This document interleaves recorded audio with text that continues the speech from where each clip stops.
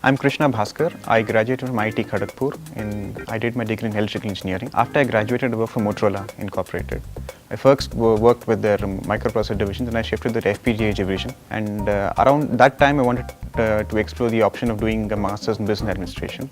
So after 2 years into my job, I applied to ISB. For good or bad, it's the only school I applied to, and it's the only school I walked into, and I'm rather happy for that in hindsight. I'm currently assistant collector under training in Visakhapatnam. Essentially, the canvas of tools that ISB gives you access to is exceptionally large. A lot of us wondered if we'd ever be able to apply all the tools we've been given access to. And honestly speaking, that sort of canvas is found only in government. I didn't have anything specific in mind. I was doing what a lot of these management thinkers call fourth quadrant business, where you look for something you don't know what you want yet.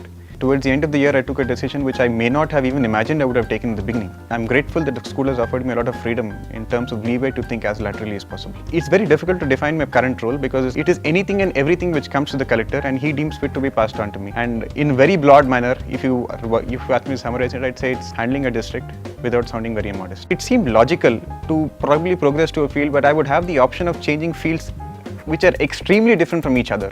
I could be working in tribal welfare one day and then possibly going to industries the other day, which in a normal course of action, it's very difficult to shift on.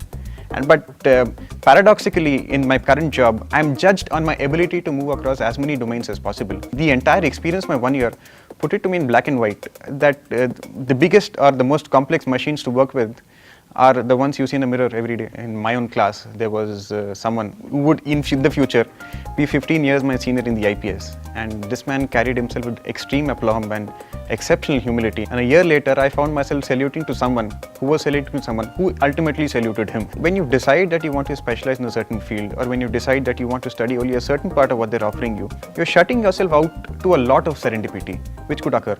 And that, I think, would be a huge mistake. So you walk in with absolutely no expectations at all. Try to see what you'll be exposed to. You could be exposed to marketing, you could be exposed to economics, and I guarantee that life is not as linear as you think it is. You could be sitting in a DMOP class and suddenly decide that all you want to do is human resource management. It could happen.